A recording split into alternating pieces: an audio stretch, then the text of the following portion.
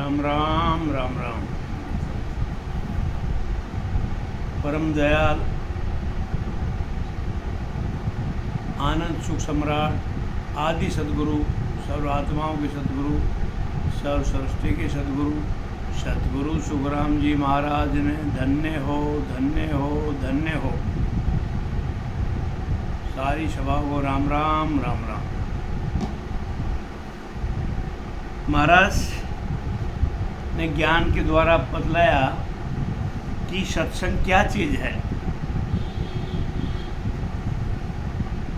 सत्संग एक ऐसी ठंडक है जो तपते मन को शांत कर देती है। सत्संग एक मिठास है जो मानव शरीर के कड़वास को खत्म कर देता है। सत्संग विषय विकारों से बाहर निकालता है। सत्संग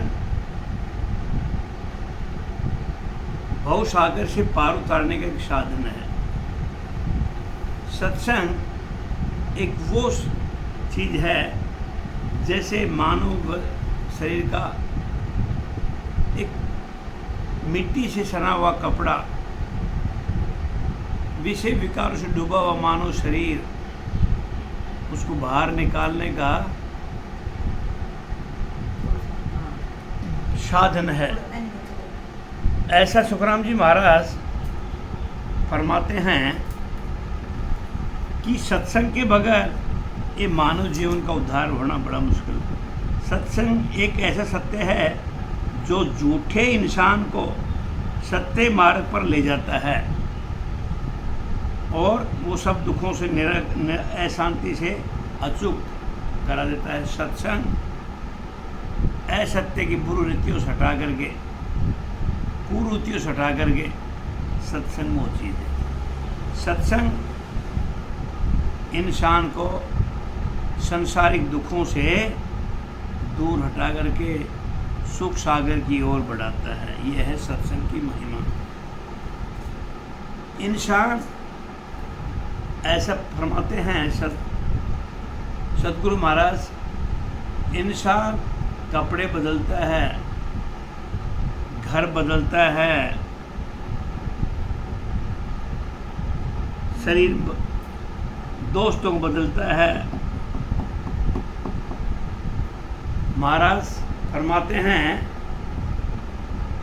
कि घर बदलो, परिवार बदलो, मित्र बदलो, ये संसार बदल दो, लेकिन जब तक अपने आप को नहीं बदलोगे तो भवसागर से बेड़ा पार नहीं होगा।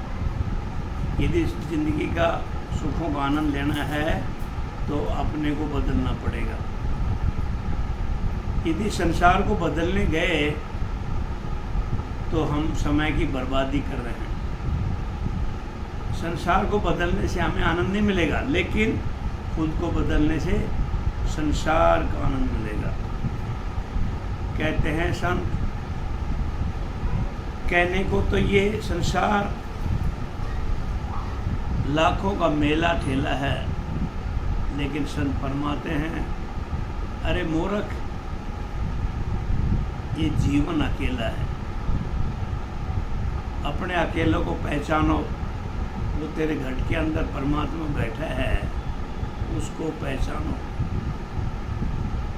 मानव शरीर, ये संसार एक काले कपड़े की तरह है।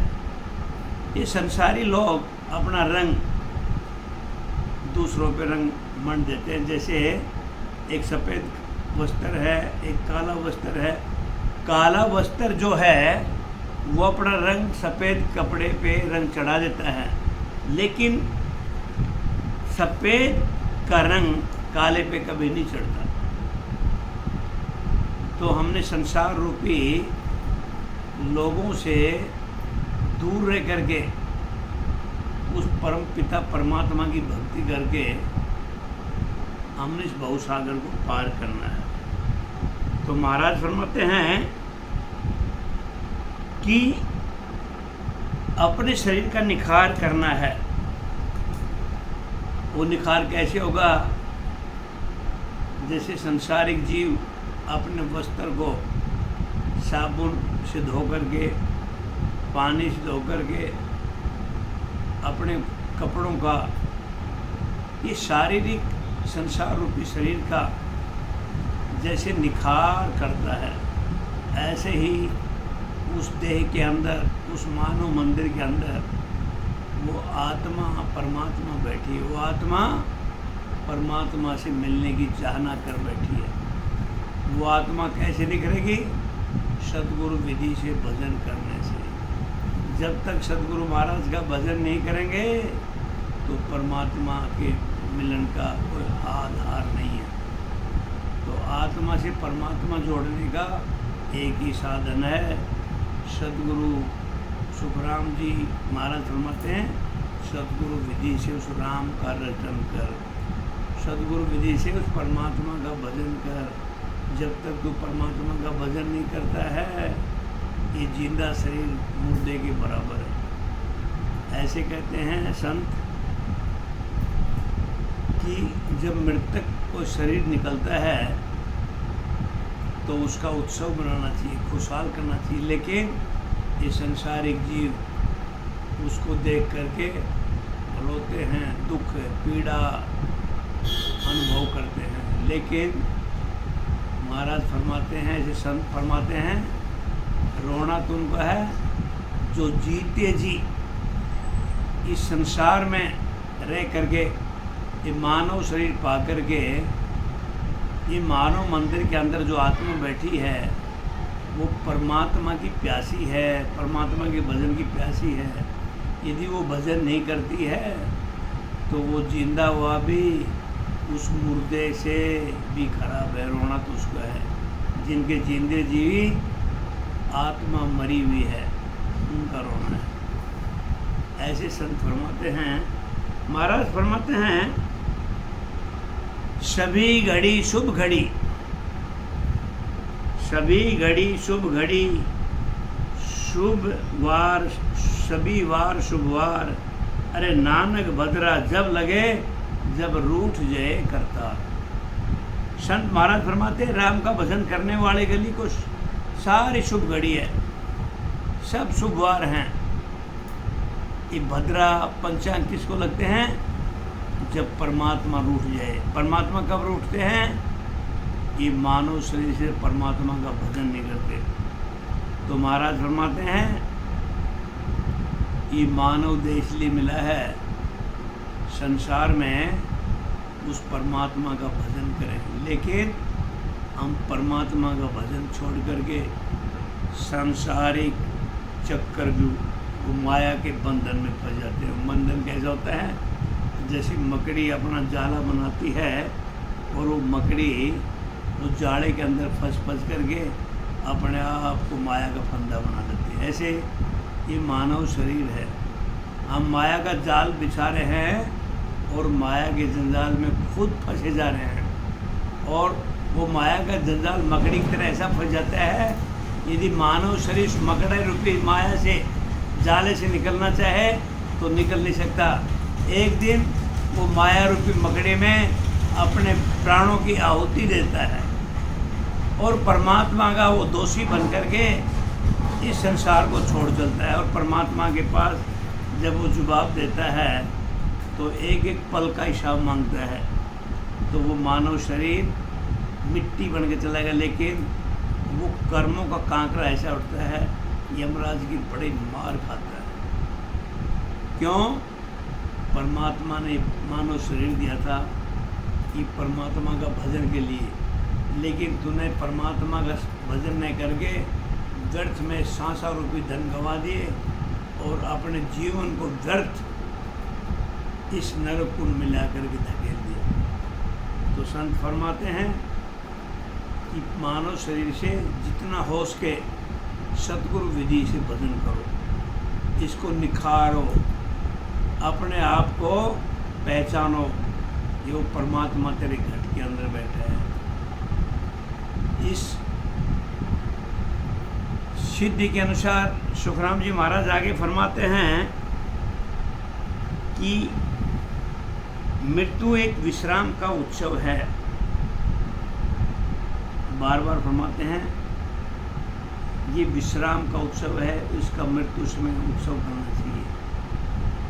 रोना तुमको चाहिए जिनके जीते जी आत्मा मरी पड़ी। बार बार सुखराम जी महाराज फरमाते हैं वो परमात्मा अब तेरे यहाँ घर के अंदर बैठा है, तो ये संसारिक परमात्मा जब मिलेगा जब तू उसका सद्गुरु विधि से भजन करेगा।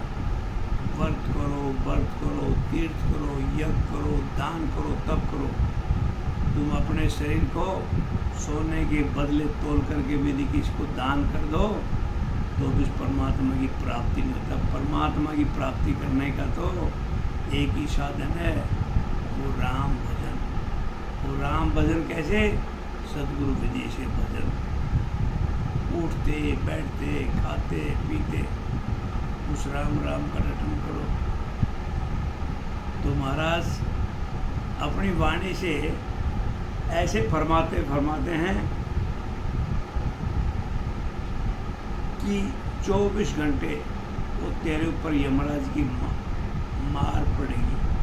वो मौत का साया बैठा है और वो परमात्मा तेरे घट के अंदर बैठा है। लेकिन उस परमात्मा जब तक उसका भजन नहीं करेंगे तो मौत की साया तेरे ऊपर बैठी है, और तू परमात्मा का भजन करेगा तो मौत तेरा कुछ नहीं बिगाड़ पाएगी। संत ऐसा फरमाते हैं जो हरि की भक्ति करता है, परमात्मा की भजन करता है, उसके परमात्मा के अमरलोक में, उस सतलोक में स्थान है, वो तेरे को सीधा उधर पहुँचा देगा। यमराज की मार नहीं पड़ेगी, और यमराज भी ये मानव देगा कुछ भी बाल बाका नहीं है। ऐसे महाराज फरमाते हैं कि परमात्मा की भक्ति कर, राम रटन कर, वो आत्मा परमात्मा से मिलने को बहुत तड़पना करती है। हमें भूखे आदमी को जैसी तलब रहती है, प्यासे को जैसी तलब रहती है, ऐसे परमात्मा के भजन की तलब रहनी चाहिए। ऐसा सुखराम जी महाराज फरमाते हैं। अब ये मानव शरीर बार बार फरमाते हैं तू भजन कर, गर्थ में मानव शरीर को मत डुबा। ये शरीर में जो श्वासारूपी धन मिले गिनती के मिले हैं। अरे मानव शरीर माया के चक्कर में फंस के धन को गिन रहा है, वो ऊपर वाला परमात्मा तेरे सांसें गिन रहा है। एक एक सांस का हिसाब होगा। तो महाराज फरमाते हैं 24 घंटे में 21,600 सांसें आते हैं, 1 मिनट में 15, 1 घंटे में 900 सांस। महाराज फरमाते हैं ये राम भजन के बगैर एक भी श्वासारूपी धन खाली नहीं जाना चाहिए। ऐसा महाराज फरमाते हैं। तू सद्गुरु विधि से भजन कर और भवसागर से पार हो जा। राम राम राम राम। सुखराम जी महाराज को धन्य हो, धन्य हो, धन्य हो, धन्य हो। राम राम। सभा में राम राम।